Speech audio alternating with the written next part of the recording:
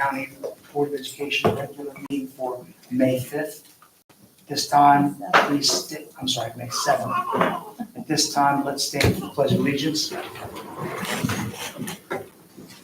Pledge of Allegiance to the flag of the United States of America, and to the republic for which it stands, one nation, under God, indivisible, with liberty and justice for all. Before we start, I think we all as a board would like to say, this is Teacher and Staff Appreciation Week. So we would like to say thank you for all that you do. Thank you to the staff and the teachers and everyone for putting in the time that they put in. It's very, very appreciated and noticed.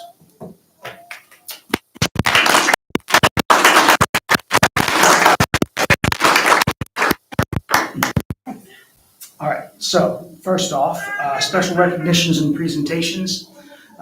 Peter Searsdale, Recreation Resource USA. Did I pronounce your name correctly? Close enough. Okay.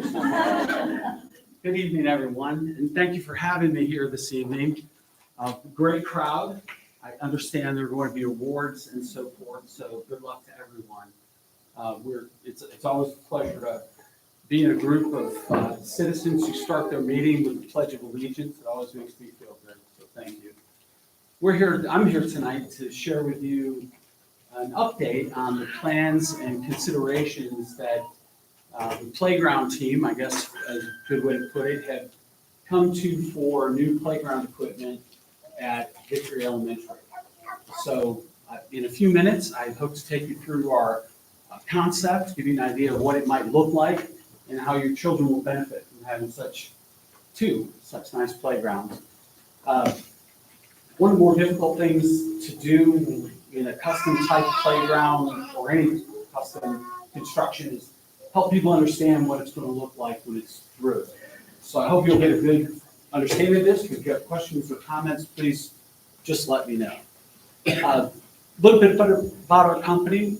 Recreation Resource is a Pennsylvania-based family-owned company. We do business in West Virginia a lot, Pennsylvania, of course, New Jersey, and Maryland. We've been at this for about 40 years. So we built a lot of playgrounds and other things, parks, recreation. We also do splash pads, side amenities, pavilions, things like that. But today we're talking about playgrounds, which we have plenty of experience. We represent a Wisconsin-based company called BCI Burke, which is about a 103-year-old playground builder, if you can believe it. They've been building playgrounds that long. As a matter of fact, one of the most important things about any purchase is the warranty, right? So Burke warrants most of its critical elements like posts and aluminum, things like that for 100 years. And people think, well, 100 years? What does that mean? Well, they've been around for 100 years, so they really make good on that pledge. And I'll talk to you about the service that you can expect from both Burke and from Recreation Resource both today and moving forward, because this playground, hopefully these playgrounds will serve your children for decades, maybe your children's children. It's not uncommon for me to go to a playground and meet someone who played on it when, who's maybe 40 and they played on it when they were kids, or maybe 30. So anyway, we hope to give you a good idea of what our company is about and how we'll go about building these playgrounds. Next slide, please. So again, Recreation Resource, I already touched on this, what we do and how long we've done it. We build things as well as design things, and we provide materials that make all those visions come together. Next, please, Todd. I mentioned BCI Burke has been at this 100 years. I guess I got a little ahead of my skis here on my slides. We build playgrounds for children of all ages, from infants to teenagers, and even children as little as that one right there. Next slide, please. So this is the school from above, as you can see, and we're talking about two areas in which we'll be building playgrounds. One is I guess that's the south end, and that will be where the pre-K playground will be.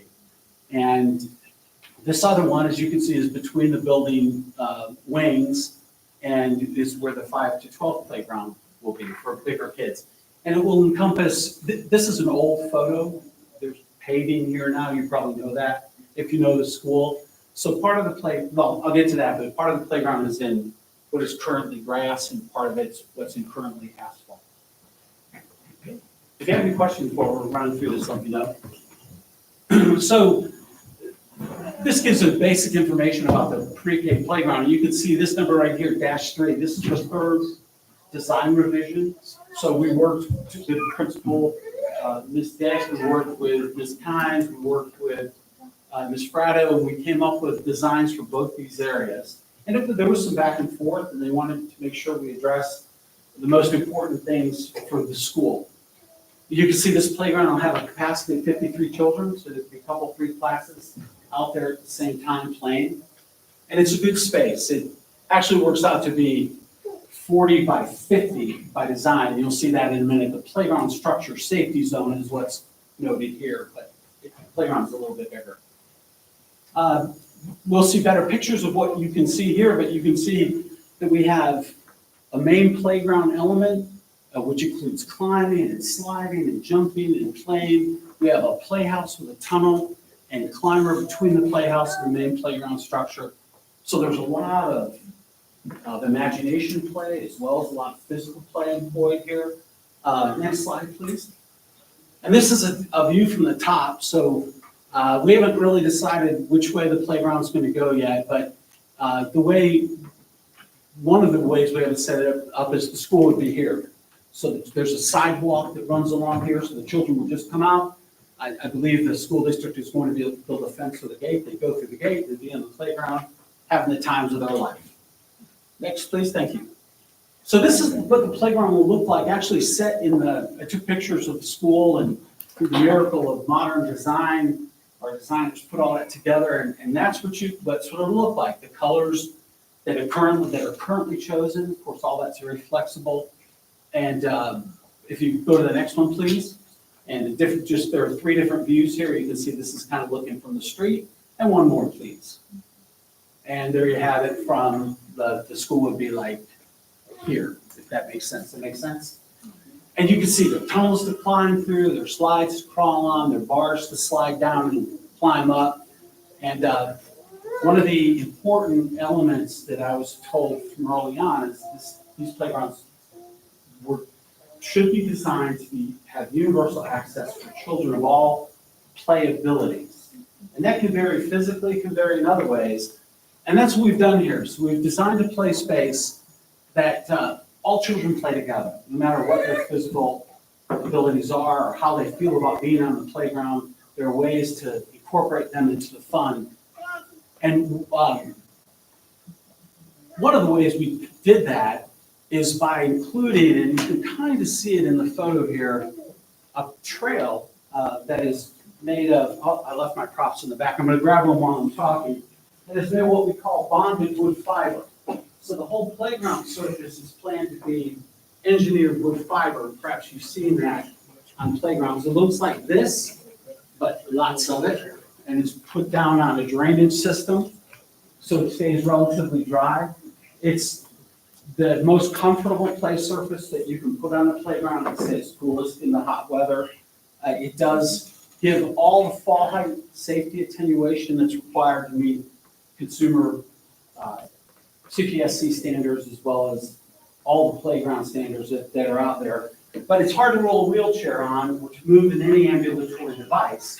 So we are proposing that in certain areas, we have trails made of this. Now, this is bonded wood fiber mixed with a polymer and then finished in place, kind of like concrete. And it's put on top of a stone drainage system. It's permeable, so, and it lasts forever. I mean, we put these in 15 years ago, and they get gray, as wood will, but it lasts a long, long time.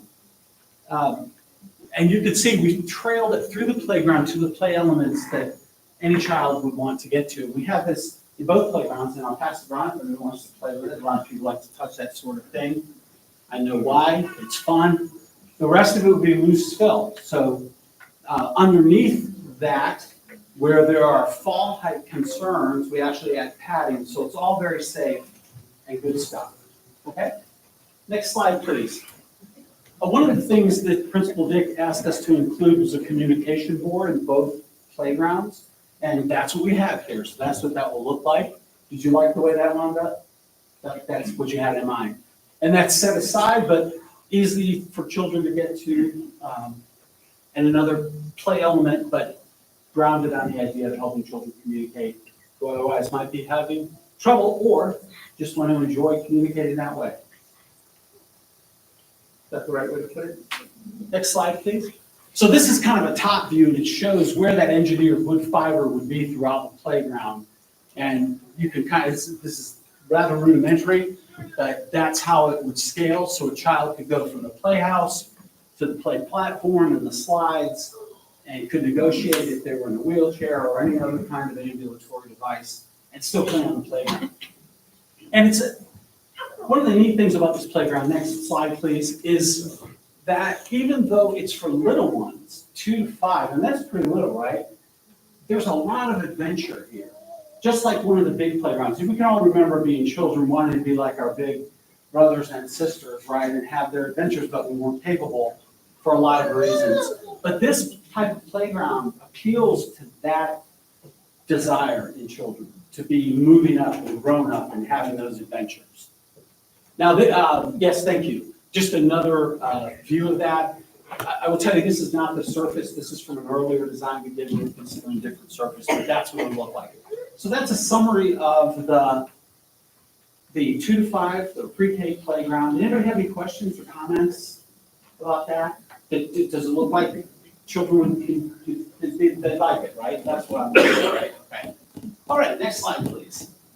Oh, and then we have several slides here that show the elements in photograph. This is a level X ally, and again, you know, there's climbers like the big kids have, they're just lower to the ground. There's slides, cool twisting slides, they're just lower to the ground. Next slide, please.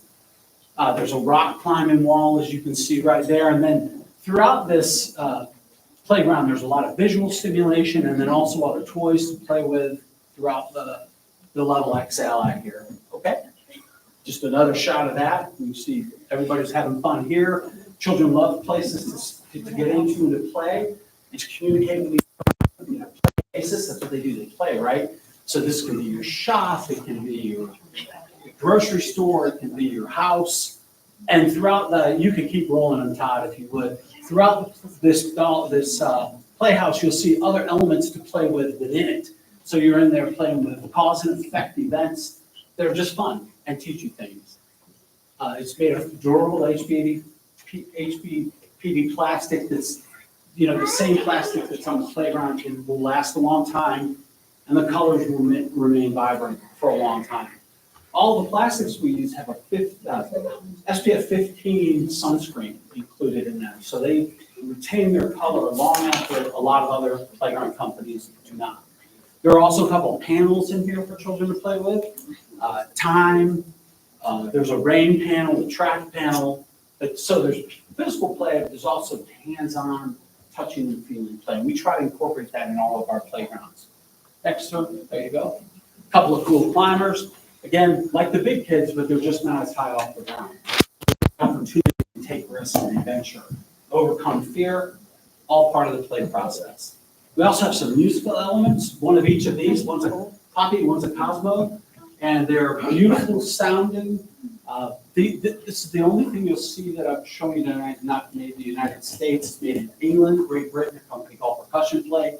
They supply our musical instruments. They're handcrafted, very durable like the rest of the playground, but a great opportunity to get into the music and play. And a couple of other play panels, a spinner and a rain panel. Okay, so there's a lot going on there, and then the teachers need to sit somewhere. So we put some benches in both playgrounds, right? And okay, so that is the wrap on the pre-K playground. We'll switch now to the 5 to 12 playground unless anybody has something they'd like to share or ask. Give you the opportunity, okay? So again, we're looking for a play space that was inclusive, but also that would give the children of the school, the opportunity to really get out there and blow off steam. And coincidentally, I was at the school last week to take the pictures to set these 3D. And then a couple of classes came out for recess. And I'm always reminded when I see this, because I work in schools a lot and I see this a lot, how much energy they have. And you can just tell it's about to boil over. And then, we all think, we were the same, they're the same. They have to get outside and do things. So Principal Dick came up with a really nice design that does both that, appeals to a universal approach, but also has a lot to do. And this is what it looks like. So this playground has a capacity of 98 children. And we have swings, slides, climbers, spinners, games, and we'll talk about each of those. Go ahead, Todd, thank you. This is the playground from above. So right now, this is a line, the difference between grass and asphalt at that school, if you can think of it. These two elements will be on asphalt. They don't have any critical ball height requirements. They're games. One's a ball, they're both ball games, actually. The rest of it, though, will also have engineered wood fiber surface, and there'll be a trail through it, and I'll show you in a second, so that children and ambulatory devices can get through all that. There we go. This is what it looks like. Lots of color. We started out red and black, and the playground committee said, no, we want more color. So we hope we popped it here. You can see the communication board again, and then also we have a serenity spot, which is a very interesting play feature because unlike a lot of things that you manipulate you play, this is a place for children to get away, for children who are maybe overstimulated. Not always, but it's certainly the opportunity. It has a lot of different things to play with along the sides. It's got a big kick mat here. I don't know, I have a lot of grandchildren, a lot of children. They tend to bang on things. So children sit there, they bang on it with their feet, and they're working out that energy. Next slide, please. This is a picture of what it would look like. I'm actually standing in the current parking lot. And this is a Gaga ball pit. So this Gaga ball pit and this P6 ball will both be on the asphalt where it exists now. Does anybody know about Gaga ball? Anybody play that? Kids get in it. This is actually going to be one that's accessible. So again, children and ambulatory device can get in there and play. They have a ball. They smack it back and forth. There are rules to keep them from having to hit the ball against the wall, and you can be eliminated. It's the modern day version of dodgeball. Do you play dodgeball in this county? No. Nobody does anymore, right? Because we all saw the movie maybe. I don't know. But seriously, this is a low game. The ball's down here instead of up here. And I understand why this game has gained a lot of popularity. Because kids love to play that sort of thing. They just love to play with balls. This is another, and this is a new game. So this is called a P6 ball. And it actually is between, you can see it maybe a little better here, 84 inches off the ground, and you can see the ropes between, and there are 6 positions. And it's a game you have to hit the ball up through the hole. It's got to come down through another. If you're out, you lose. You move, you go out. Lose is not the right word. You're replaced by another, but nobody ever ends the game because it's a rotation game. I guess you could say, well, the bell rings, who's ever standing in the middle is the winner. But unlike a scored game like baseball or tennis or even Foursquare, this is just an ongoing game kids will play. Okay, next one, please. We also have some nice climbing of elements here, and then you can see the double Viper slide over and under. And if you can remember what it's like to be 8 years old, that's some cool stuff. It really is, right? And probably all of us, parents here, you take your children to the playground, you see them play, you see them get absorbed in all that, and you can see easily how they would enjoy this. It's just going to be fun. Next one, please. This shows the trail of bonded wood fiber that's floating around, and the school is up there. So you walk out of the doors up there, and you would walk, if you were, again, in a wheelchair, in the ambulatory device, you make your way on the concrete down to the wood fiber that you see there, the bonded fiber, and you can get from element to element all through the playground. You can actually traverse and get to this spinner. You can get to the swings, and I'll show you that too. Go ahead, please. This is totally cool Rev 8. It has a lot going on. It spins, you climb it, it spins. And then you can imagine how a child will approach this. Some will be right up it, no problem. Others will be tentative. It will take time to conquer those concerns, and they'll become more fun. We have a focus group going on right here. And This is a little sneak, so I like what you see. Do you like it? Good. Next slide, please. This just shows some other angles of that and how it's played on by a lot of children. I think that probably exceeds the recommended capacity. Next, please. Yeah, so the double Viper slide, again, it looks way more imposing than it probably is. You know, it's a safe slide, it's a fun slide. Everything built today is very, very safe. You can see the roll-up edges, the contours, so children don't fall out. That's all part of the standard design of playgrounds anymore. But just a lot of fun. Every child likes to slide. And they can race those. The climber that we talked about, because that's fundamental. Next one, please. And then double swings. Now, I have to apologize because our rendering proposal isn't right. This far right swing is going to look like that. We call it a freedom swing, and it's for a child who can't sit in the swing himself or herself. But not necessarily, and it could also be for a toddler. So it doubles as an ADA swing and a toddler swing. And notwithstanding that's not in our proposal, we'll be including that in the playground. I'm sorry, it's not in there. Next one, please. Yeah, 4 seats seesaw. So again, a little different from the seesaws maybe some of us played on. That, you know, you can bounce somebody to the stratosphere, especially if you're a big kid like me. That's the one I excelled at.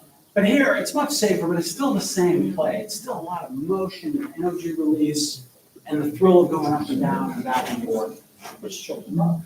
Next, please. We talked about the Serenity spot, and this is a good look at it.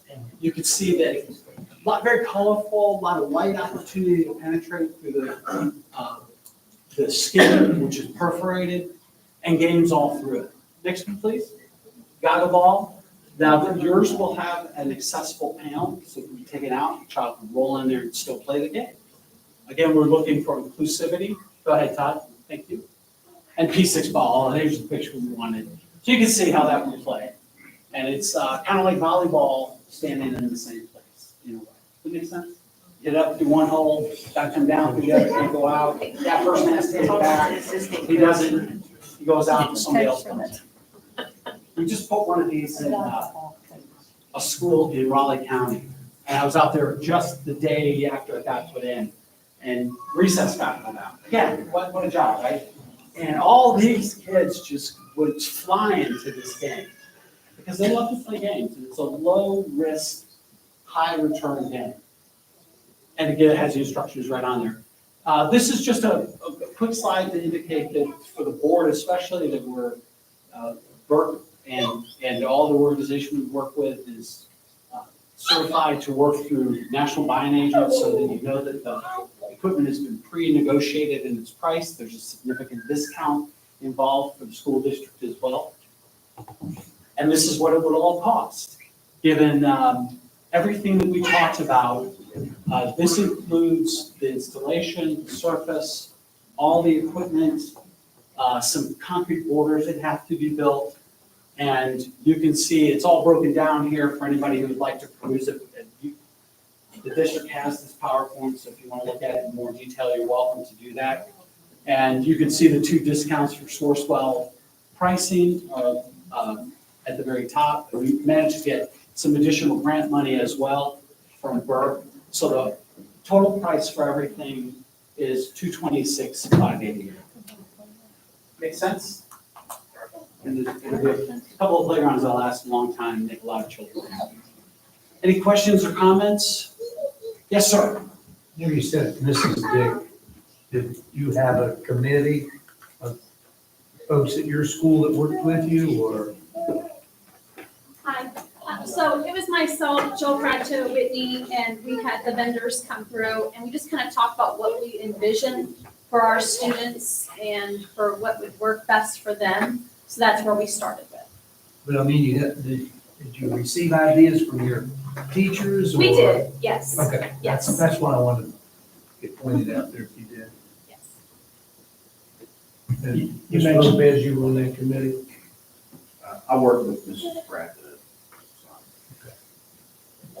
You mentioned the warranty. Can you go into a little more detail about that? Like what Sure. happens if there's a defect or? Excellent question. So all the parts have a specific warranty time. The major components, I have one right here, I'll get it for you and hand it to you too. the major components for 100 years, and it's not a joke. But they're steel and aluminum, and they should last that long. All the other elements have warranties that are based on what they are. So electronics have the least, time of warranty, and the steel items the most. So if you would indulge me, I'll take just a moment to go a little farther into the concept of warranty, because it's only as good as the companies that back it. And we have a long list of clients who will be happy to tell you that not only Burke, but also Recreation Resource will be here to take care of any problems that you have. And we will have problems. It's a construction job. It's mostly a custom design. Things happen. But for my own part, I've been building things my entire adult life, and you can look at me and tell that's a long time. We employ certified installers, so we make sure we get it right up front, but things will go wrong. We come back and fix things that other people do not. And I'll give you one quick example. We worked with Marshall County Schools, and they had a playground that they purchased from Burke in 2004. They called me up in 2017 to say that thank you for that. So this is a chunk of playground. Now these, for the big kids, this 5-inch outside diameter post is what you can expect. The smaller children, it's actually 3.5 inch, so it's a little bit different. But some things you'll know, all tamper-proof hardware, so although its hardware does come out, sometimes it makes it a lot harder. You'll notice the decks, look how tiny the holes are. These are punched, not extruded, so for the long term, they're gonna last a lot longer. But the important thing is, a little child's finger can't fit in this hole. And you can imagine here, a lot of playgrounds have holes this big. You get your fingers up in there, you're hanging on it, here comes your buddy, on purpose or accidentally smashes your fingers, or you twist them and they get broken. So this is just a small example of the thought process that's gone into building Burke playgrounds and why they're the safest, and I'm gonna get back to the warranty, I promise. Safest, most reliable, and durable. So they called us up, and they had attempted to move this playground themselves through their maintenance department, which I'm sure everybody here understands how that might be received by the maintenance department. But they got it about halfway moved, and they called us up and said, "We're stumped, can you help us?" So we went out there, and we have certified installers. We determined that where they were putting it was not suitable because of the grade. We found another spot at the school to relocate it, but the whole playground had to be reconfigured. Well, guess what? The school didn't have one piece of paperwork about the playground they had built 13 years before. And no school I've ever been to has ever had a piece of paperwork. And I've been at this for 8 years doing service. Service elements for a playground are 10 and 15 years ago. Nobody has that. But guess who does? Burke has it. Called them up, told them what we had in mind. They found their file because they're so assiduous, these Wisconsin workers, I guess, I don't know. And they reconfigured the playground to fit in the new space. They sent us all new hardware, and there were a handful of damaged pieces. They replaced all those. The school paid for the replacement, I should say that. I don't want to make it sound like they just gave it. It was well past warranty. But they were able to do all that because of their outstanding service. And we do this a lot. I mean, things break, and somebody has to come back and fix it, and we do. And Burke knows, they'll have the records, we'll have the records, Recreation Resource. So the warranty is 1 year for installation for everything, and then the breakdown on that handout that I just gave you for all the different elements. And I can show those. By the way, if anybody would like, I can leave any number of catalogs, and in the back is the warranty as well. So should I just leave these here in case somebody would like to grab them? Yes. They sent us a bunch at the beginning of the year, so we try real hard to pass them out.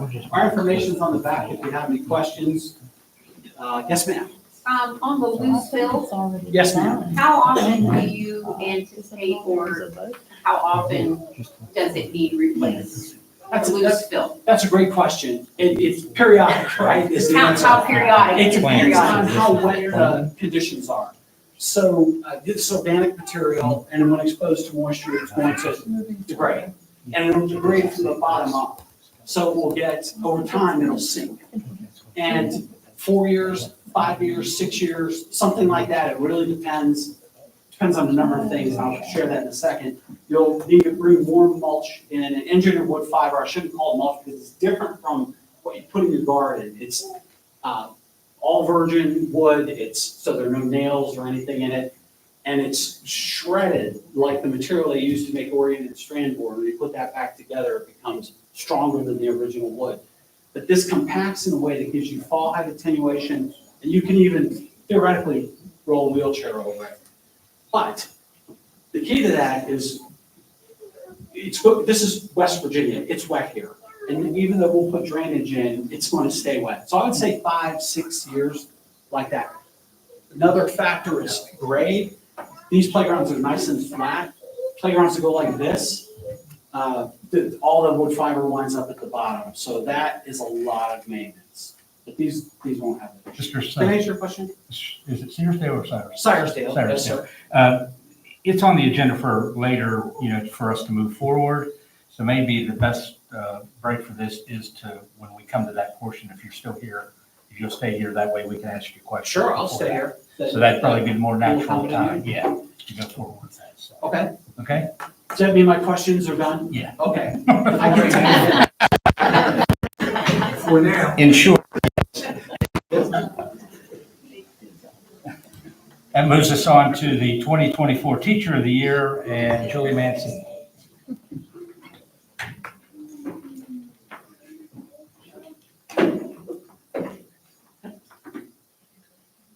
Okay, first of all, I'd like to start out that this year we had over 200 nominations for Teacher of the Year. Nominations came from parents, students, colleagues, and the community at large. We're very lucky to have such great teachers here in Harrison County. But before I introduce the top 5 finalists for this year's Teacher of the Year, we would like to recognize our honorary Teacher of the Year this year, Liberty's Ryan Lance. The nominations for this teacher were extraordinary. The testimonials and the sentiments showed that he was a great teacher, mentor, and a gentleman, and we would just like to honor him at this time. We will And his- start with His family was notified. She was quite pleased, his wife. Yes. So, that being said, I would like to start with the first finalist in alphabetical order, Mary Jo Bastine. If you'll come up, please.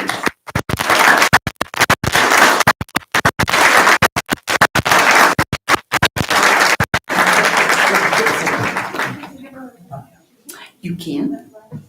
It's heavy, it's not easy to hold, but you go around. Yeah, she's strong. Okay, Mary Jo Bastine is a preschool teacher, special education teacher at Johnson Elementary. She's in her 5th year of teaching. She has a bachelor's degree in family and consumer science from Fairmont State University, an associate's degree in early childhood from Pierpont Community College and Technical College, and a master's degree in early childhood, early intervention from West Virginia University. She works hard to make sure all her students can communicate their wants and needs. They are included and can adapt in all social situations. Thank you.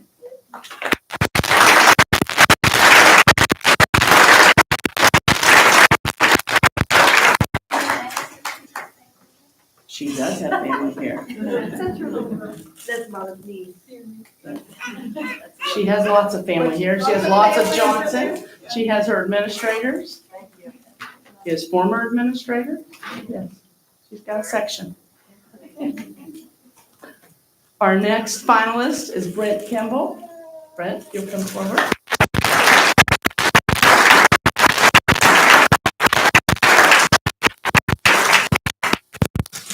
Brent Kimball is a National Board certified social studies and advanced placement teacher at Bridgeport High School and is in his 18th year of teaching. He is a 2006 graduate of the West Virginia University Benedum Collaborative Teacher Education Program, where he earned his Master of Arts in Secondary Education and his Bachelor of Arts in Interdepartmental Studies. He believes that engaging all students on all levels is imperative, no matter their academic level or potential. He also stresses the need for clear expectations and building relationships with his students to create a productive learning environment. Mr. Kimball, thank you.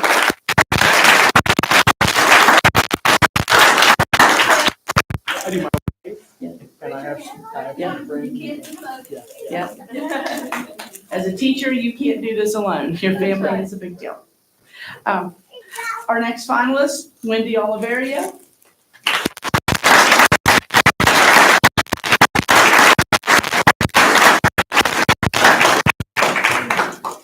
Wendy is a graduate of Fairmont State University and is an English language arts teacher at Washington Irving Middle School. She's in her 35th year of teaching. She's always wanted to be a teacher and she loves her job. Wendy recognizes that each student is unique and possesses different learning styles, so she incorporates those learning styles and interests into her lessons, which engages them on a deeper level and fosters a love for learning. She encourages reflective moments in her classroom, allowing students to think critically and develop their own perspectives. Thank you. Daughter-in-law, granddaughter, some of my work family, one of my students that wrote a letter of recommendation is in the audience, and a gentleman who's backing his wife tonight, but he was in my first sixth grade class at WI, so. And Mrs. Farrell and Mrs. McLean are here also. Okay, our next finalist is Brooke Welling.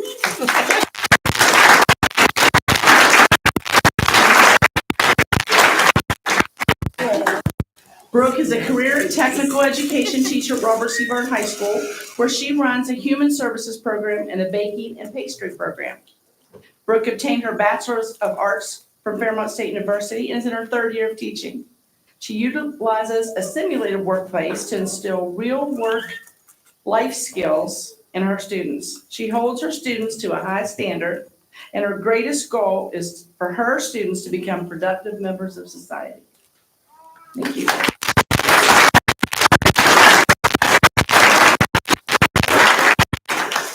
She's here with you today. Yeah, my parents and my husband and my in-laws. Thank you. Our last finalist tonight is Haley Wolf.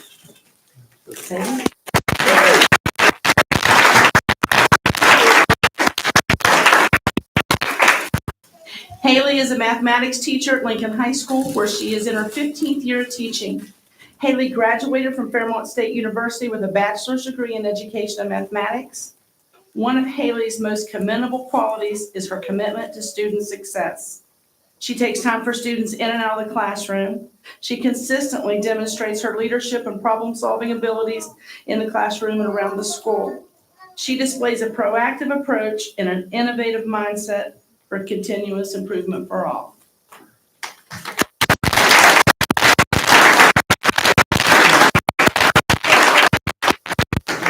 Okay, he wants to do a group picture, make you wait a little longer. You're good?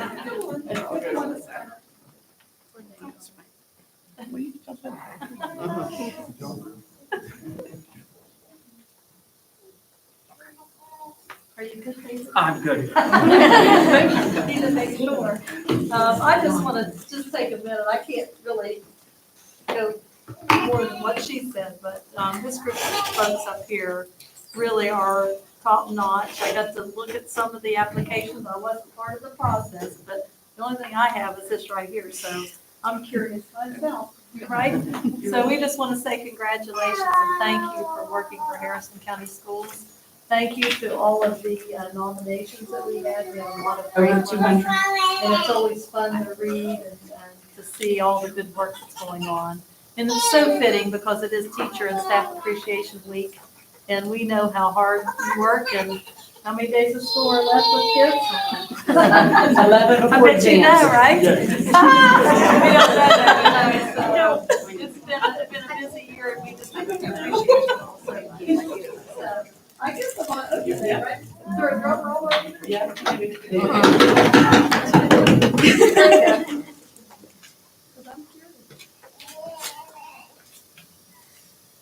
Oh gosh, it's like the Academy. No. All right, the Harrison County Teacher of the Year for 2024, Haley Wolf.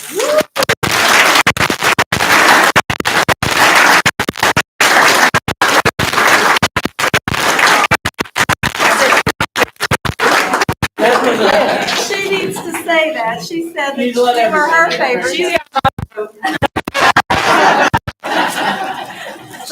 She said she was one of her favorite teachers, so. Sorry, I missed that. You each have little goodies in your basket. Mrs. Wolf, your basket has a little more. You have a little more work to do. Mr. Oliveria will be out tomorrow. Okay, 1:15, right? Yes. You know, what, it does take work to do the application and to get it submitted. It's not easy. It's not an easy process, so that just shows you that they go above and beyond even for these things. So Thank you. so much. Congratulations.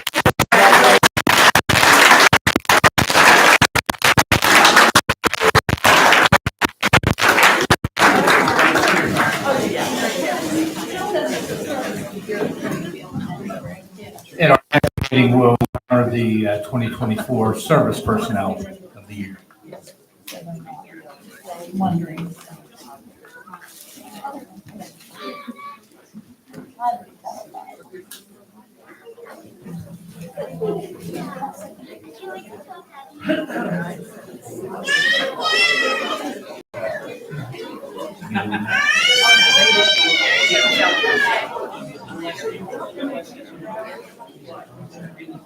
Oh, they're gonna leave and Tara's gonna present.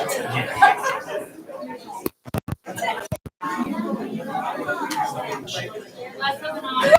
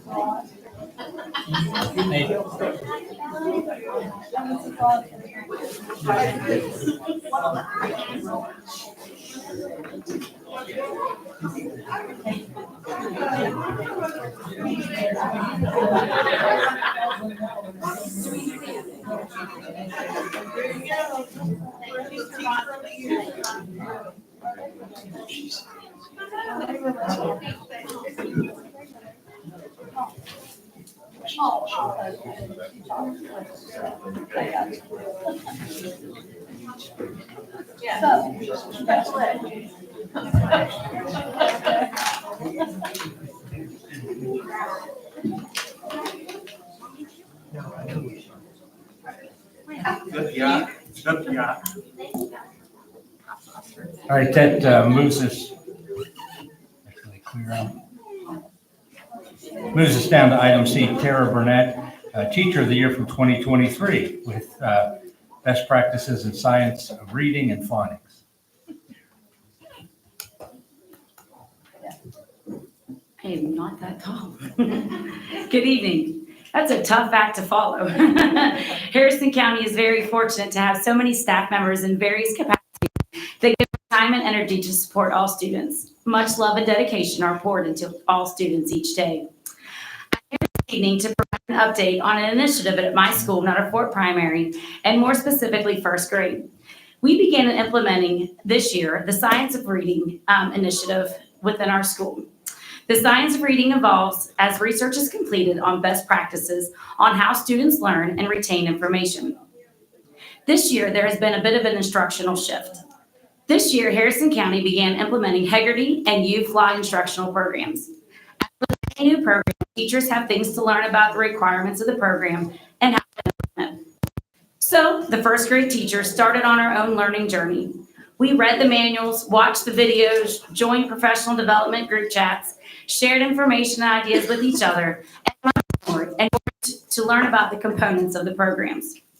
First semester was spent a little bit learning as we go. Just like when something clicks for students, it does the same for adults. After the first semester, we had a meeting of the minds. We wanted to make sure that we are providing equitable opportunities to all students with this shift in best practices. Our teacher, Christy Fisher, fellow first grade teacher Jennifer Zigafus, and having a discussion on next steps. Christy pulled in her teammates, Krista Sands and Sam Props, and our SLP, Megan Tagline. We were joined with first grade teachers Sarah Howarth Dice, Kristen Conrad, Lucinda Huffman, Kate Reed, and Heather Vokey. And we were eager to join in as we created guidelines and engaging lessons to meet each student's needs as we created the structure and expectations of our new Walk 2 model. With the support of our administration, off we went. Collectively, we determined that we would provide services to all first grade students and dove into creating targeted skill-based intervention groups using the core phonics screener as an assessment piece, West Virginia phonics lessons to guide instruction.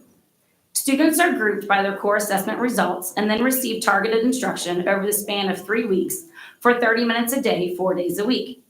The instructions include lessons from West Virginia phonics skill practice, additional practice with U-Fly lessons, writing, reading decodable text, phonics songs, and more. Groups of students receive intervention during this time. At the end of 3 weeks, students are reassessed and new groups are formed based on student progress. We review the data along the way and continue to be pleased with the results. And I have a handout for you. If you don't mind to take it, pass it along. I apologize, it's not as bright and vibrant as the original. It's that time of year when ink toner and printer copy toner are low, so. Missed our budget meeting, Michelle. Yeah. Got a little earlier. At the beginning of this intervention Walk 2 model, 24% of students received instruction in the letter recognition and CVC word area, which are kindergarten level skills. Now that number has dropped to only 6% of students still in that area. 49% of students were receiving instruction in blends, and 23% are in that skill area. 26% of students were receiving instruction in digraphs and higher areas, which are into first grade and above skills. And now 71% of students are receiving instruction in this area. End of the year assessments will be completed next week, so of course these numbers will change. Overall, 100% of students have made some type of growth, even if it's been within that level. For example, some of the students within alphabet and letter skills had scores of 0 when we started this, but they are making great strides and progressing towards mastery of that skill. Additionally, our team of teachers have the shift from additional guided reading practices to the science of reading-based practices. We have developed a deeper understanding of how students need a solid word recognition and language comprehension foundation to successfully understand written language. In July, Nutter Fort primary teachers will be meeting together to build structured literacy blocks, focusing on phonemic awareness, phonics, and listening comprehension components in order to support students. We are looking forward to continuing this model next year and assisting additional grade levels at NFP as they begin utilizing this model to meet the literacy needs of all students. So thank you for your time this evening, and I invite you to stop by the fort sometime and learn more about this initiative and see it in action. Thank you.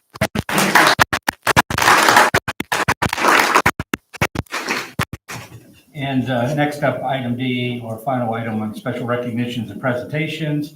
And it's one of our, I think, most underrated programs in the county, United High School.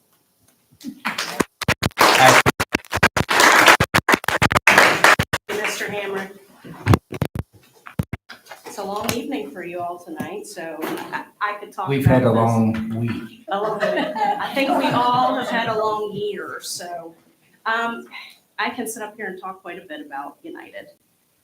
There is a lot of programs and a lot going on, and I think people don't fully understand the extent of what we have at United. So the first thing I need to mention is the staff. We have a phenomenal staff. The teachers, the service personnel, they're there for a reason. They're there because they want to be there. They put up with a lot. Sometimes their jobs are not easy. They put up with more than there might be in the traditional school setting. So I am very appreciative of their efforts and being there every day for our students. So I'm going to go through and break down each program. I figure afterwards I've got some pamphlets and things for you to review. And if you have questions, I'm happy to answer them. Okay, first thing I want to start with is the Building of United actually holds 6 different programs within it. Total WEVIS enrollment as of today is 281 students. that are physically reporting and coming would be 254 students. So we are growing. We have really, I've got some data on that as well, just a lot of referrals come in the direction of United High School for the smaller setting. So we are an alternative school. Every year I submit an alternative education plan to the State Department that's very detailed on what we offer in all the programs there. It's very important to understand that we also hold a graduation. We will be holding, I think it's our 6th graduation at Liberty High School on May 23rd at 6 p.m. So thank you to Liberty for the last 3 years now that have provided a facility for us to hold that ceremony. Our tentative graduation graduates are 105. Okay, that's how many that are going to complete because one of the programs at United High School. In addition, we offer CTE. So in the program of United itself, what happens is we receive referrals from the home high schools. They work with the administrators, the counselors over there. We send them over referral packets. They send us students that are at risk for various reasons. They may just be better suited to a smaller environment where they're in a classroom of about 18.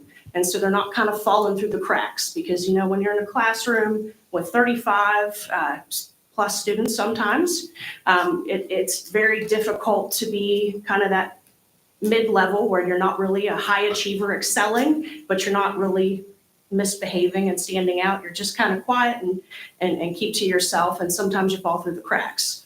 So United provides that space for those students to come and receive we have the 4 core credits.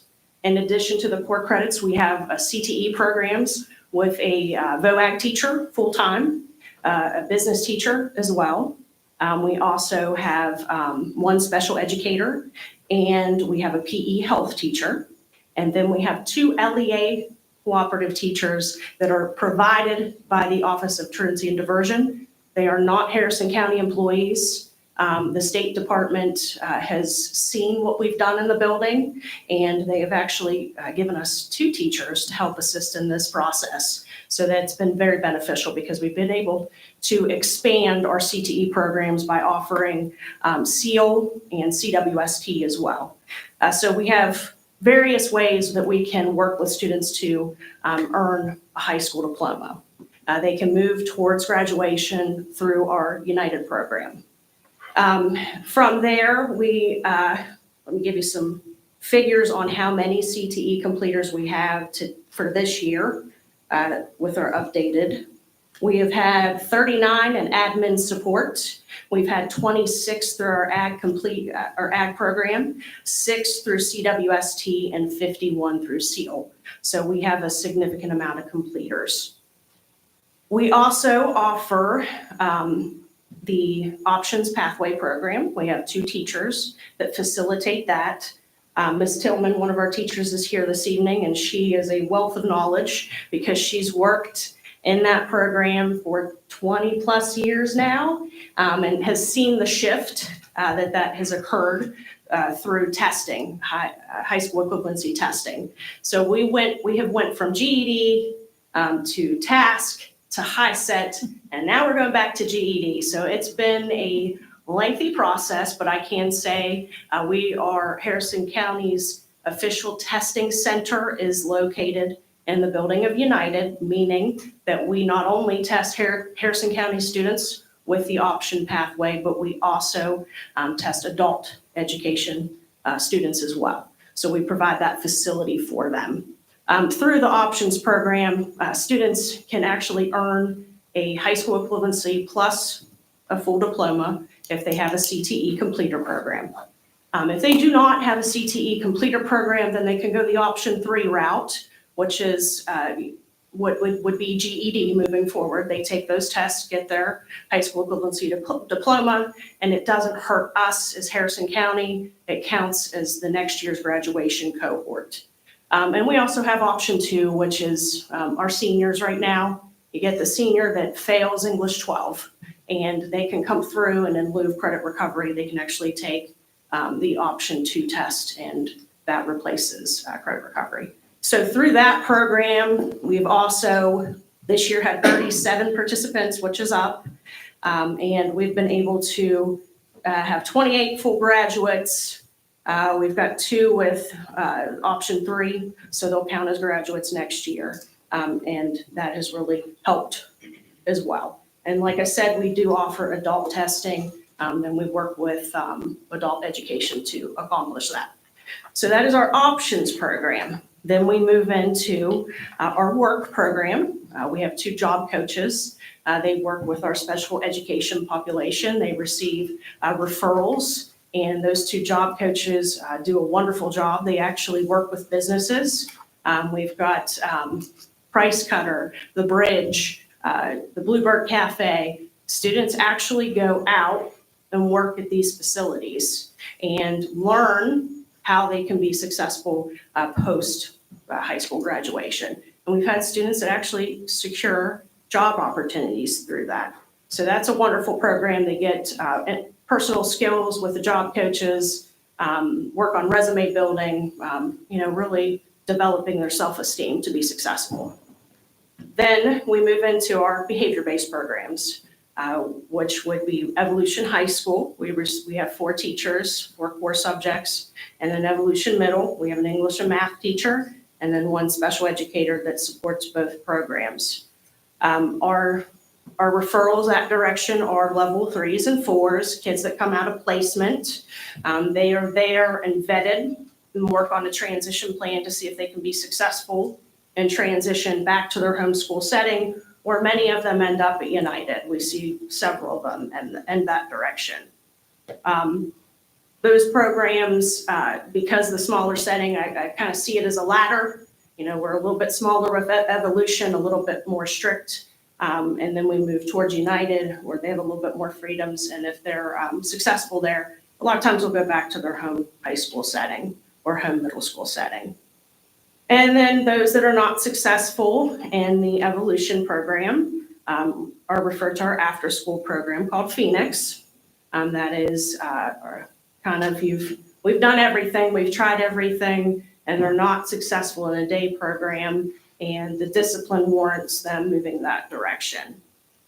So we have 2 teachers, and a PRO that facilitates that in the evenings, Monday through Thursday. We provide them education as well.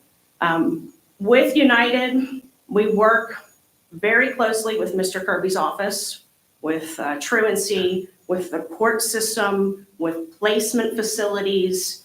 We've become, I want to say, kind of a model. I've got phone calls from other administrators throughout the state, superintendents throughout the state, asking, how do you do what you do? What does it look like? What's the paperwork? So they've really kind of given us that support and a broader perspective as well. From there, we work with the homeschools. I'm very appreciative of the administrators, both high school and middle school. They're very patient. They understand the process and are very supportive of what we have going on at the school. And have been wonderful to work with, go in both directions, kids that are successful our way and successful back to their homeschool setting. We have community partnerships. If it wasn't for our community partnerships, like Clarksburg Rotary, Dan Cava, Toyota, Arch Coal, they help us provide clothing and opportunities like our Spring Fling and our Fall Festival that exposes our students to other opportunities that might be at the homeschool setting, experiences that they may not have had. From there, we are trying to do everything we can to support the students of Harrison County. I have to thank you all because you guys support us. You might not quite understand what all's going on, but if it weren't for the board and the board members, it wouldn't be the way it is, and we wouldn't be doing the great things that we're doing at United High School. We are growing, like I've said. I've seen that kind of uptick, more referrals coming our direction. I anticipate us to grow, and I'm happy about it because I have a soft spot for those students. They really, seeing them come from failing classes to being successful and earning that high school diploma is major. I mean, it's really, really a great accomplishment for them. We also, I would like to thank PROs and Mr. Snyder. We have a wonderful PRO program in Harrison County that needs to be shared. People need to understand that this county really supports safety, and we have a wonderful group of PROs that support our programs as well. So thank you for that. I have some information I'm going to share with you. Take a look. If you have some questions, I'll take some questions from there. I'm not going to take much more of your time because I know you're all tired. I just want to pass around. While you're passing that out, on average, what's the average grade level that enters United? Generally, so this year alone, we have seen 31 middle schoolers and then an additional about 300 high schools that have went through. So with true enrollment, 254, Weavis enrollment 281, we've had another 70 that have went through the programs with the high school specifically. So at the high school level, like grades 9, 12, which is, where do you see them actually coming in? What grade level mostly? We generally don't like to take first semester freshmen because we would like them to try their home school, see if they can get into band or sports or an extracurricular that we do not offer. But we see a lot of those second semester freshmen or what should be sophomores but are still freshmen. So that generally tends to be our larger group. And then do they end up staying? Yeah. And then graduating at United? Yes. And on your completers test, what's your passage rate there? With the NOCTI, our passage rate could be better. I mean, I would personally like to see it. We're looking at 18%, 26%, 33% in our VOAG, 33% with our CWST. What do you think is the reason for that? I don't think they take it seriously enough, and I also think that there are challenges with the test itself and our population. We definitely have students that need additional supports and helps that they may receive in a homeschool setting, but when they come to us, it's kind of condensed what they're doing and what they're working on. And our population overall, testing is not something they take as seriously as I would like to see them take. They're kind of at that point where they see testing as not important, even though we do IXL, we do PSAT, we do SAT, we take it seriously. We implement IXL 2 days a week, English and math, in our Arise, which is our homeroom period, and they receive credit for that. So we've really pushed, and we've seen growth. But when a kid's coming in on a elementary grade level, there is definitely a learning gap. So are your CTE teachers, they're able to get through the curriculum? Yes. And cover everything that that will be tested? They're just not either retaining it or they need assistance? Yeah. with Yeah. the test? And they're going to give them what they need to be successful, what they need to use beyond the high school setting. So they're going to give them, I hate this phrase, but the meat and potatoes of their curriculum. Yeah. With our ag program, we have, today we just received our honeybees. We have trout that we are fostering as well. We have chickens, we have our greenhouse, plants that we're working on. So there are a lot of hands-on activities that they're able to experience through that.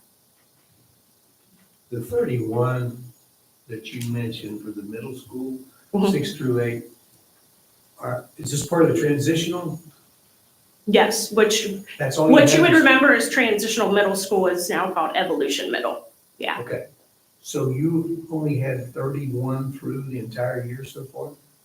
To date, yes. We try to keep those numbers. We have very small classrooms, and we try to keep that to 10 per classroom because we're talking about challenging students When we put them together, it becomes, when you hit that, and I've taught in evolution, so I can speak to this. When you put 10 kids that are level 3, level 4, in a room together, personalities, things outside of school, it becomes challenging, would be the Well, I best can way to see put it. But are they only there for 45 days at a time? If they are special ed students, then that process is a 45-day referral. And then we meet again as a team, and if they're successful and met their transition plan, which every evolution student has a transition plan, attendance, behavior, and academics. If they meet that, then the recommendation would be for them to return. Higher offenses, THC, drugs, severe bodily harm, disfigurement, that would warrant longer than 45 days.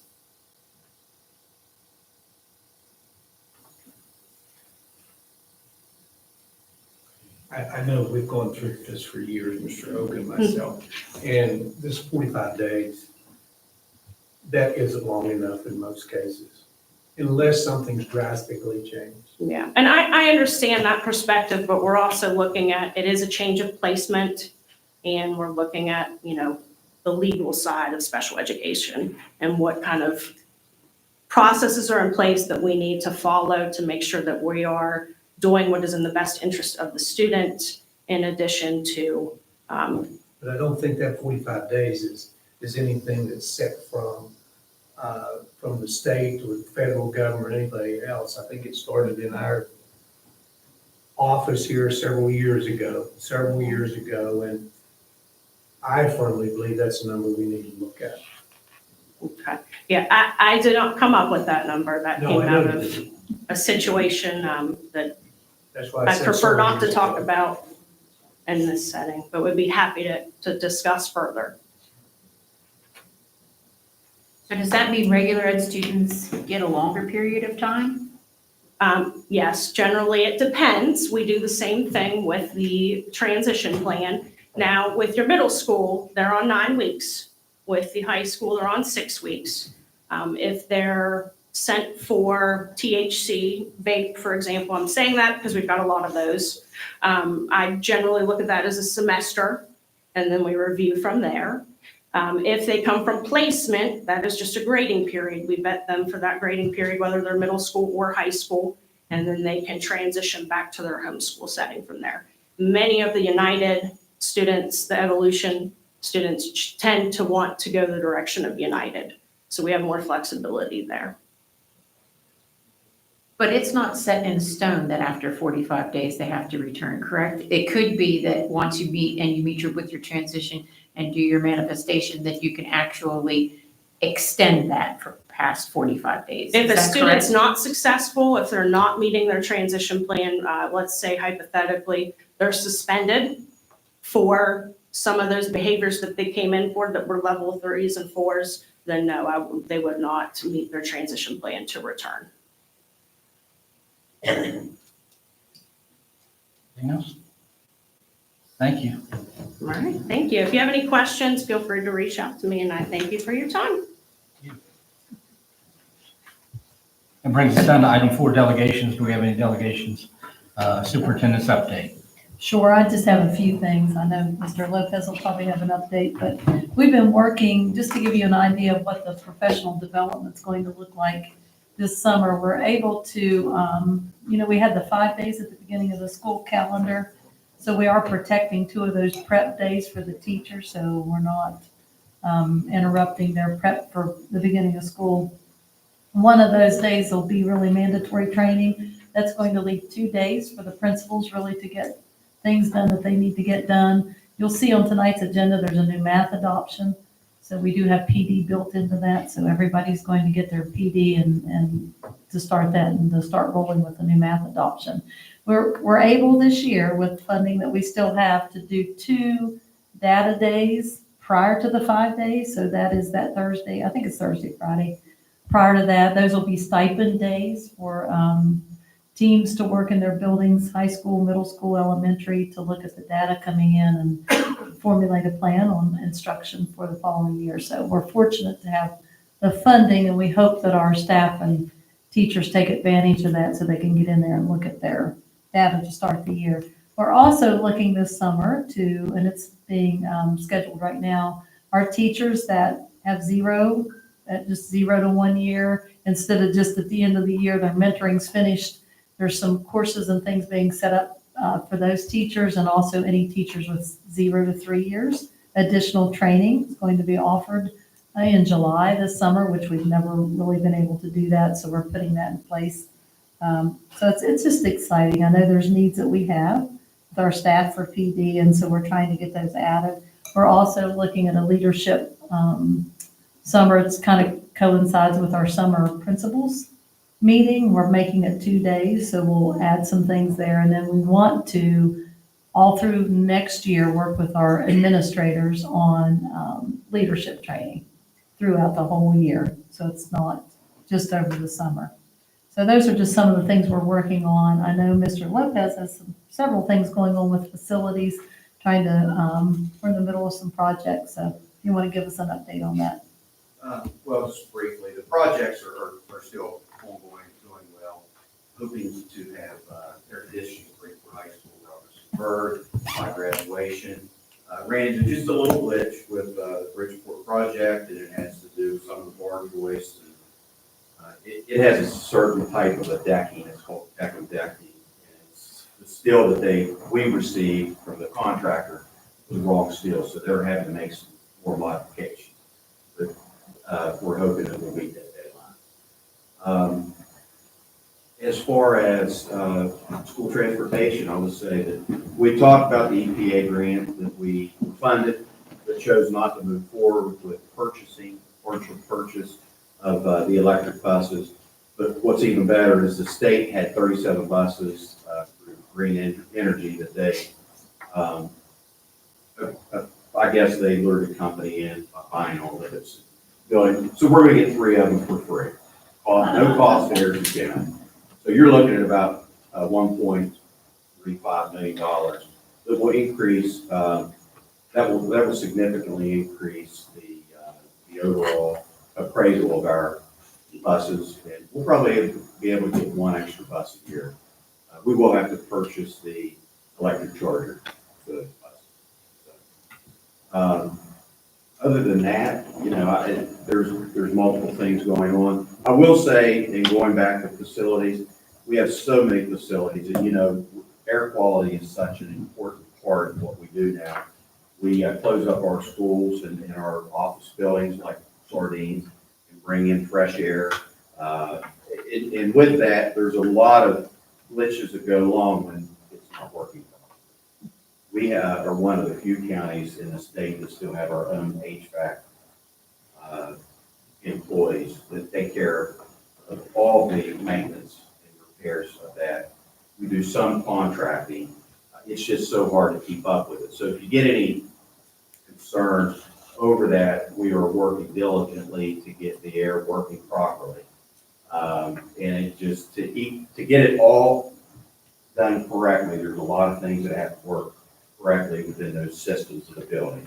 So I apologize to those teachers and in the schools if any areas have been uncomfortable. We certainly don't want that, and our employees are doing their very best. But moving forward, we're probably going to need to look at getting a contract with a company or two to be able to get some of those repairs done. Sometimes they're specialized, and that might relieve our HVAC guys, because you're not going to be able to hire people off the street to do HVAC work. They make too much money in the private sector. So we're fortunate we still do have people. In a lot of cases, they have tenure in their jobs and they're vested in their retirement, so they're staying with us. And we hope that they do continue to stay with us. But that's a good problem to have, but at the same time, that's the competition that we have. So moving forward, we're probably going to come through the request to get some additional contractors on board. Other than that. Thank you, Mr. Lopez. We had a UTC meeting today. It was moved from tomorrow back to today, so Mr. Hogue has an update. Yeah, let me ask a question first here, Mr. Lopez. Okay. 2 questions other than the one I just asked, if I could ask you one. just to clarify, this Bridgeport and Robert C. Byrd, hopefully you'll have the air there for graduation. Do the other high schools have the air for graduation? Well, South Harrison, I miss South Harrison High School. Theirs will definitely be ready too. Liberty and Lincoln, their project will be completed over the summer. We had the same contractor bid on all those jobs for Randy. They gave us a tremendous price, but with that, they're spread thin and getting all those done over a short window of time. Okay. And another question was about the South Harrison Middle Cafeteria. Update on that. We're waiting on a proposal to come from the contractors that are already doing the HVAC work at that facility. And plans are that we'll be able to hopefully get it done before school starts. That proposal, I talked to Ralph Peterson today, again, asking when the proposal is going to come through. And so I think we're looking at days before. It should be pretty quick turnaround because we can work with under the provisions of that contract and use some of the funding for that project to be able to get that complete. I think that's our game. Yeah, Mr. Gibson had been over too to look for dry storage. So I think we've got a good plan. The staff have been realigned. So we just need to get the kitchen complete so we can open. Yeah, that's all. Okay. With the UTC, we had, like I said, we had a meeting this morning, and it's to be announced that United Technical Center down here was chosen as an exemplary school for the state of West Virginia. There was 2 of the career centers that was chosen, and ours was one of them, and they're very excited about the recognition that they're going to receive, and it's coming out, I guess, tomorrow, but you got it here first.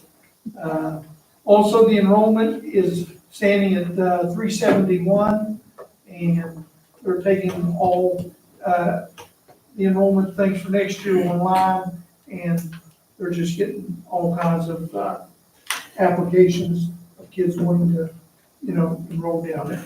So it's really been well. Plus, the reason why it was moved is that tomorrow, Mr. Call and Ms. Sutler, they're going down to Charleston, and the Career Center is going to be granted $1.7 million from the SBA, and that money is directed towards fire alarms, smoke detectors, and the unit to be able to, water out all over the place if it would happen to catch on fire. And Fire suppression. uh, The fire suppression. yeah, that was a word. Okay, and the UTC completer ceremony for graduation will be held on May 16th, 2024 at the Robinson Grand at 6:00 p.m.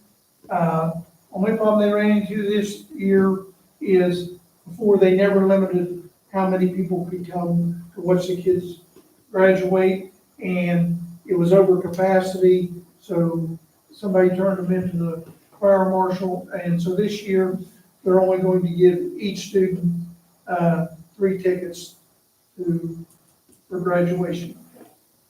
And also on June 23rd through the 29th is the national competition meeting down in Atlanta, Georgia, and the approval of the skills competition. And the Career Center is sending 4 instructors and 11 students to Atlanta, Georgia for the competition. And so that's pretty much it. They've had one personnel retirement. One of the ladies in the nursing department is going to semi-retire. She's going to retire from down there, but she's going to go work somewhere else. But anyway, she's been there, I think, 18 years. So, and I hate to lose her, but, is that her time comes, she said. So, that's pretty much update on the UTC. That's all I have. Thank you. With that, I'm going to co-opt a bit of your superintendent's update with the board president's update rather than, and I want to take this moment to defend the 4 individuals with me here on the board. And I just want to say, I don't want to litigate. I want to talk about anything to do with the situation we've been in for the last 2 weeks, other than the fact that this board had absolutely nothing in that. In fact, it all happened between our last board meeting and this board meeting, so we had no opportunity.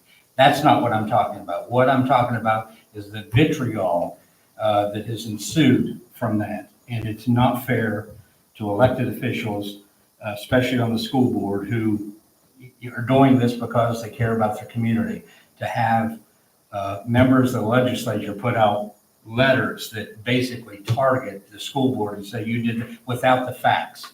And I can tell you that when you receive 2,000 to 3,000 emails that start with the most vulgar, some of the most vulgar language, basically laying out board members from all over the country.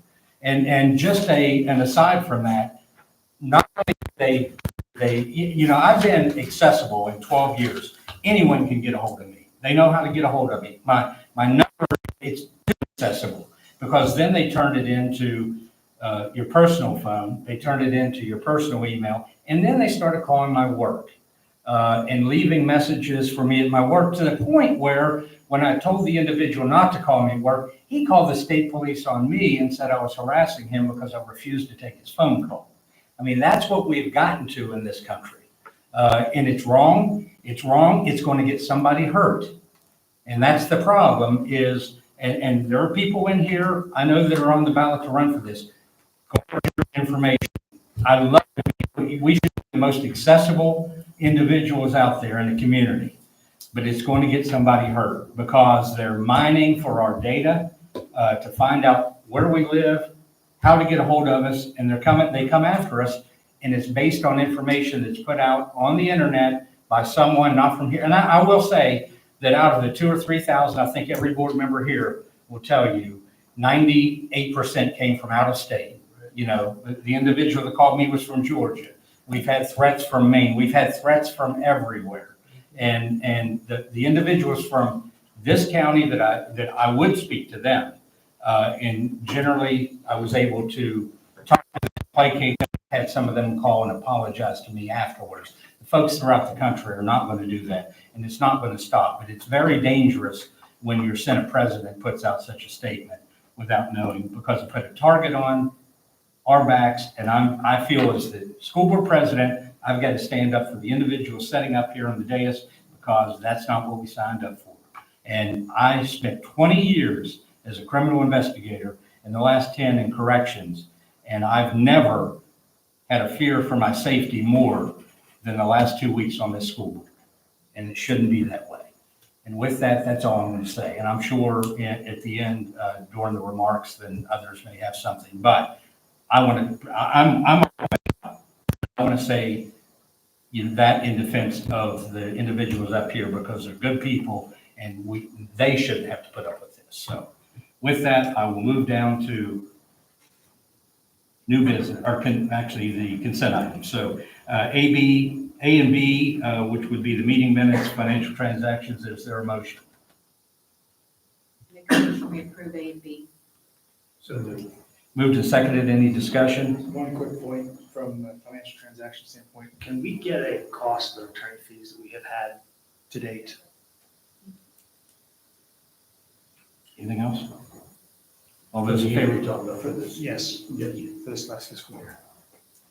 All those in favor signify by saying aye. Aye. Opposed? Motion carries. South Harrison High School middle school HVAC upgrades, change orders. Can we address that and what those change orders are? Yes.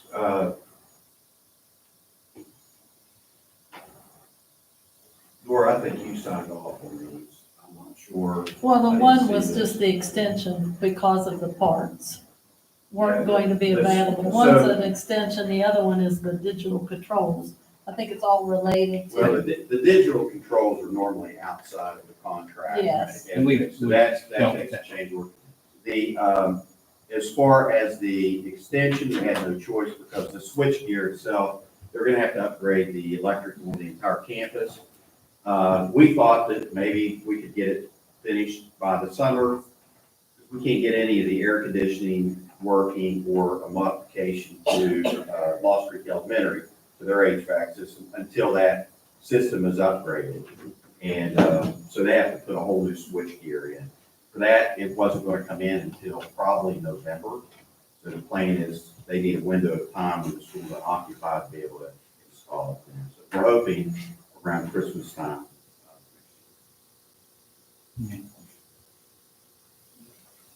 I'll make a motion to approve. Second. Moved and seconded. Can we make a point to announce the change order price? Yeah.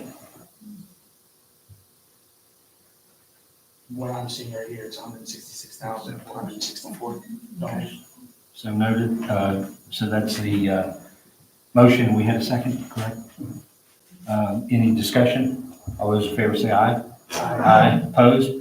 Motion carries. Victory Playground, we have I'm completely off now.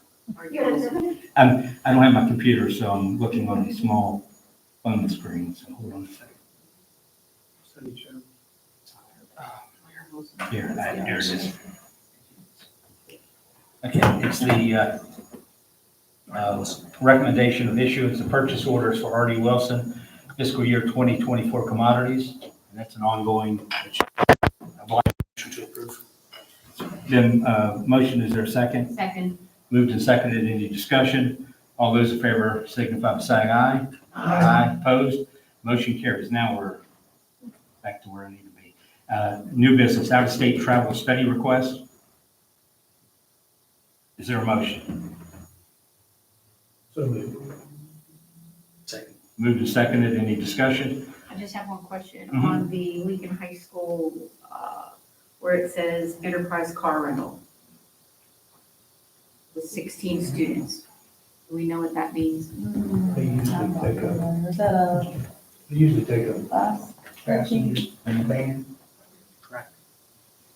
Usually take, it's an Navy, they usually take a 16 passenger or van. Okay. All right, and then, so do we have a motion, a second? Okay, further discussion.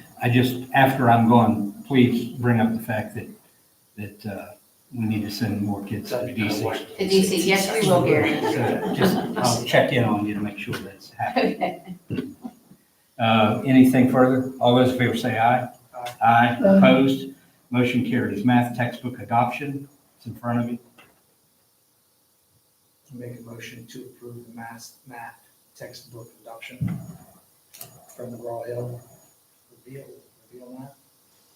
Approximate cost at $874,500.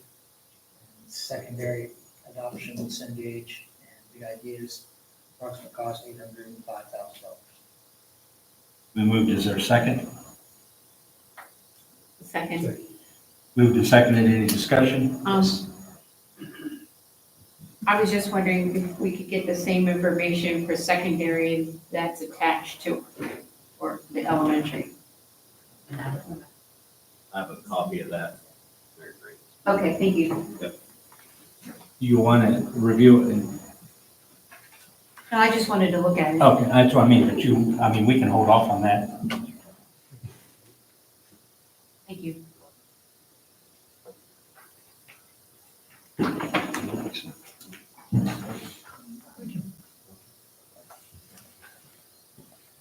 Mr. Palmer, you have a question? Yeah, I just wanted to know from the standpoint of what we've, and I think from what I've researched on this, it aligns pretty good with learning disabilities from the standpoint of dyscalculia or math disabilities or things like that. Can you confirm if that's correct?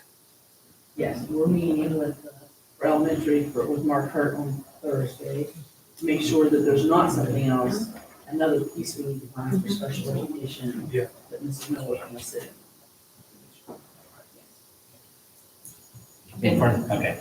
All those in favor say aye. Aye. Opposed? Motion carries. Open enrollment transfers, approvals, and denials.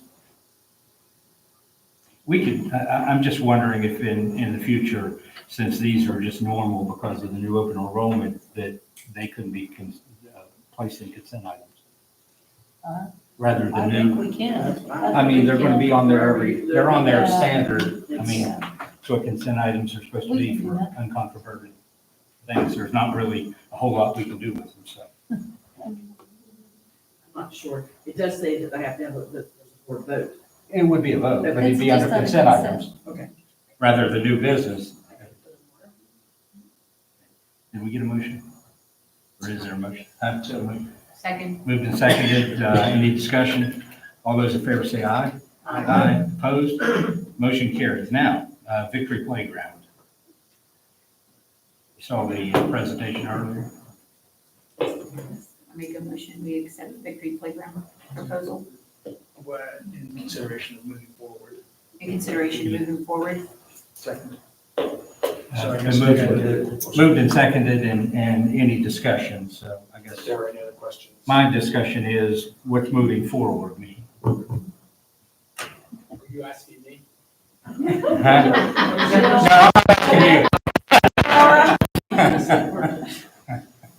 I mean, moving forward, money-wise, yeah, I mean, have we hammered that out as far as where that money's coming? Okay, so I know that Mrs. Fitz has run fundraising and she has, how much do you have exactly? $32,000 between all of our funds that we have in our account, the fundraising to bring to the table to help support this. Okay. Have you- Then we have, $80,000 left in the and then you will see that we also got additional money from the budget in the public works. And so that added to our reserve contingencies. And so that would be. However you, I mean, in my opinion, however you work it out, we did, I mean, I think it's overdue, we had promised that, so I think it has to be done. However, when you talk about the contingency, there's 80,000 in there. I would be very leery of using, you know, however you gotta figure it out, because I don't ever want to break, our rules were 50% up to 20,000. So if we just say, well, let's dump it over in there, it may sound good, but it's gonna cause you problems in the future. I mean, the rules are the rules. It's matches the 30,000. We could certainly match that. That brings you up to 60. But just because, you know, that needs to go somewhere else, even if you put it in another fund, pull it out, because you're going to have another school coming and saying, well, they got more than their 50%. I'm not, that's on that little, so I. Yeah, it's 50% match up to 20,000. Yeah. And we should, we have to do something. I mean, I'm for keeping the contingency In the in the budget. budget, yes. Yes. As long as Okay. everyone else- And if they want to change the Yes, I did. numbers, you know, that'd be up to the next board, you know, more than 20, but it's worked well at 50% and up to 20,000. Is the total amount of money going to be there available, what's been quoted? Pardon me? Is the total amount of money going to be there to do the playgrounds? You can make that happen? That's.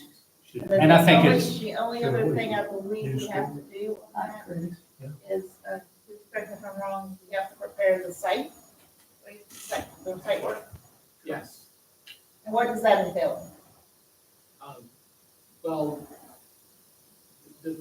most of the site work is handled by us, so it's really just a matter of readying the area. So we excavate, we'll bring in stone, and we'll fit in the rest of it. So there's very little. Okay. It's included. That's included. Is that included in the cost I worried about grants. that you quoted? Okay. Yeah. And we may have some drainage issues that may add to that. And the fence, I believe Mr. Dennison said we're doing the fence.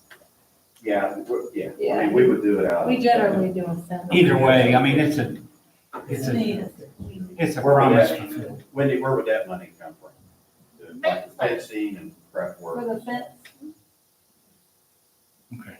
I mean, it's a, like I said, promise fulfilled. We promised it and it needs to be there. So I'm for it. So, any other discussion? Just real quick, has anyone reached out to you from the community to assist any businesses or anything? We had a lot of outside donations. We did our big fundraiser a few weeks ago, like the bingo, and we had donations there. It was really wonderful to see the community come together, the parents.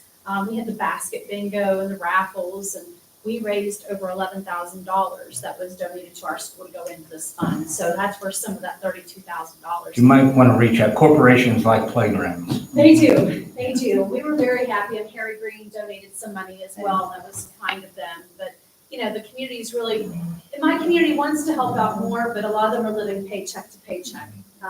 You know, they're trying to put food on the table to feed their children. So while they want to help out more, they're just trying to make it.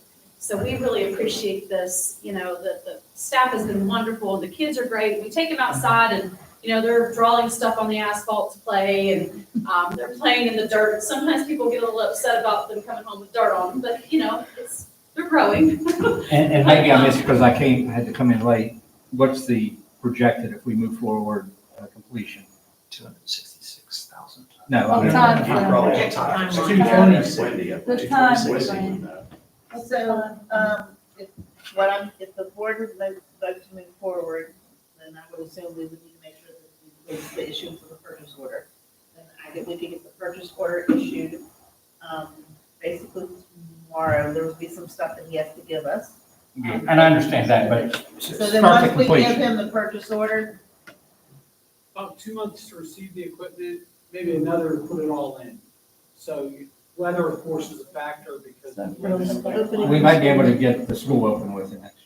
We got it. It should be. Okay. It should be. middle of September. There it goes. When does school start next year? August. August for you. Yeah. August 1st. Now, July for you. Yeah. Well, that was even better. Just for him. One of the things I will ask, if you can get the businesses or the community members, I mean, I think it would be nice, the donations that the school has received, that we could show some kind of appreciation to those individuals, those groups, those businesses. Absolutely, I agree. Thank you. That's it. Okay. All those in favor say aye. Aye. Opposed? You have a playground. Thank you. I appreciate that very much. And they're gonna start on it tomorrow. We'll be working on it tomorrow. No old business, no policy updates, personnel matters. Mr. Hogan, you had a recusal. I need to recuse myself. My niece is resigning from her math position at Liberty High School. So, What's state the name of the okay, recusal? I got it here somewhere. I'll find it here in a second. Just hang with me. You don't know your niece's name? Lauren Schooling. Lauren Schooling. I'll make a motion to approve personnel agenda with, oh, you know what? I should recuse myself as well. As I think my brother is on the agenda for Bridgeport Middle School baseball coach. You guys just want to recuse yourself from the entire portion of the personnel and Well, not the entire portion, but just that piece. So I'll make a motion that's my accusal, Mr. Hoag's recusal, to approve the personnel agenda. Did you get that written down? She's all Now, one of you has to make that motion, and no, you already made the motion. Second. But you have to recite everything he said. what he said. Okay. What Okay, moved and down? seconded. Any discussion? All those in favor say aye. Aye. Opposed? Motion carries. Must promissory note. And there's one in front of you. Yes. There's 3. 1, 2, 3. So 3 promissory notes. Is there a motion? So moved. Is there a second? Second. Moved in second. All those in, any discussion? All those in favor say aye. Aye. Opposed? Motion carries. Brings us down to board member comments. Mr. Tucker. Well, I had a doozy, but I'm not gonna use it. Thank you folks that came. We certainly appreciate that. I guess I anticipated on some folks coming and speaking tonight. But Mr. Dr. Hamrick said, I think, said it all right there when he said, and yes, the majority, very high majority of the folks that either sent text or an email or a phone call were actually out of state. And I know one individual that he's talking about, also Mary Francis and myself, and they were in Georgia and Michigan, Florida, and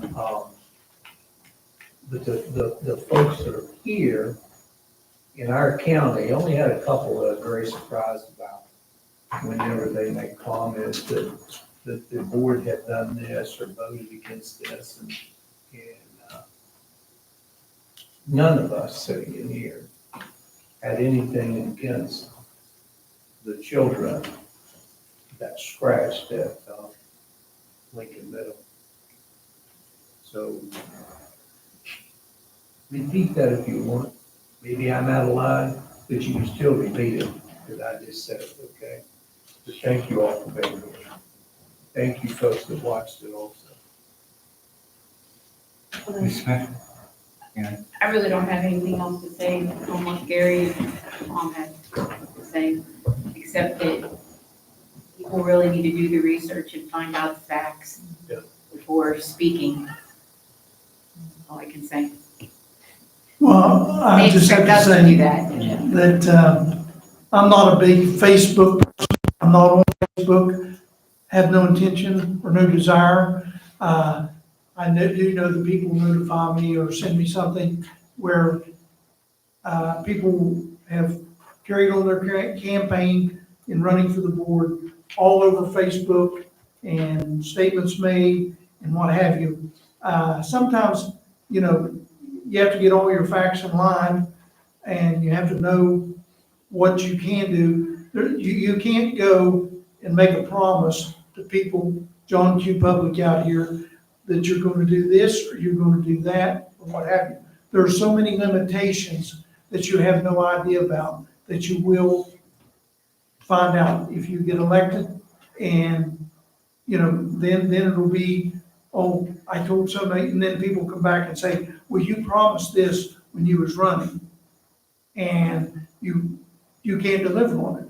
So the best thing you can do is don't make promises that you can't keep.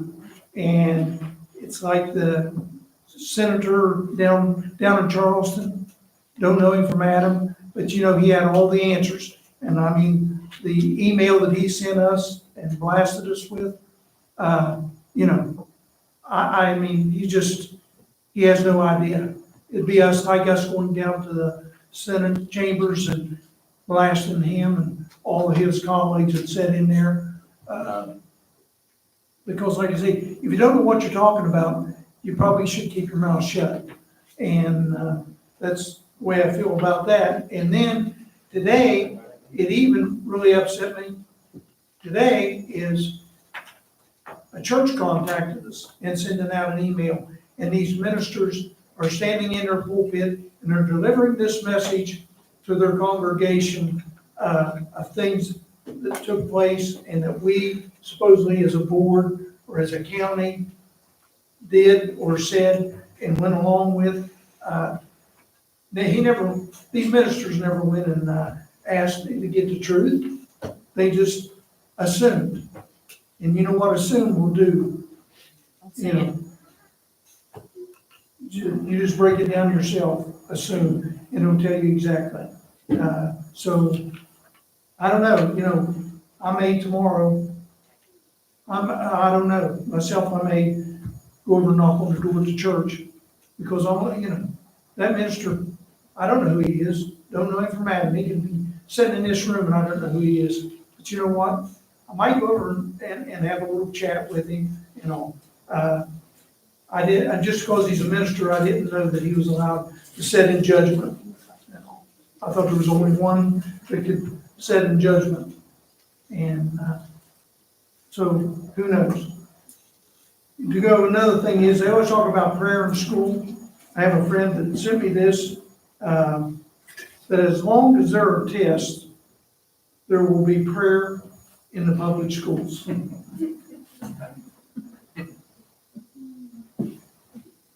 So you think, because my grandchildren are worrying about their big test that they got going on, and the test that they got coming up at the end of school and everything, you know, and they, oh, I hope it's not this or that. So as long as there's tests, go be fair in public school. Thank you. Mr. Devon? Thank you, Mr. Hamrick. I think that what you said was very poignant. And I want to thank the rest of us for serving on this board. What I will say is we stood up here when we ran, and when we ran, we took that